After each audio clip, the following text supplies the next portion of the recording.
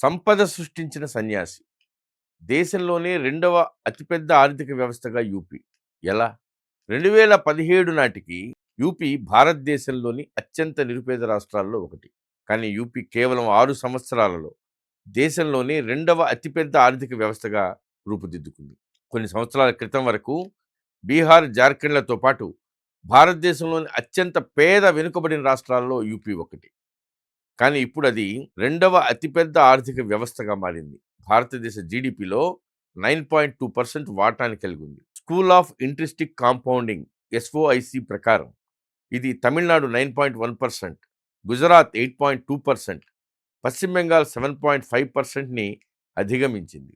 Is of doing business ర్యాంకింగ్స్‌లో కూడా UP 14వ స్థానం నుంచి 2వ స్థానానికి ఎగబాకింది.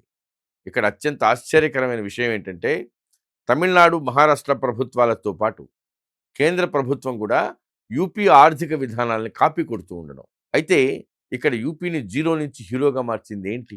అత్యంత పేద రాష్ట్రంగా ఉన్న యూపీ ఇప్పుడు ధనిక రాష్ట్రంగా ఎలా రూపాంతరం చెందింది? ఓడిఓపి అంటే ఏంటి? ఉత్తరప్రదేశ్ మార్గాన్ని అవలంబించడం ద్వారా మన ఉభయ తెలుగు రాష్ట్రాల్లో కూడా సంపద సృష్టించొచ్చా?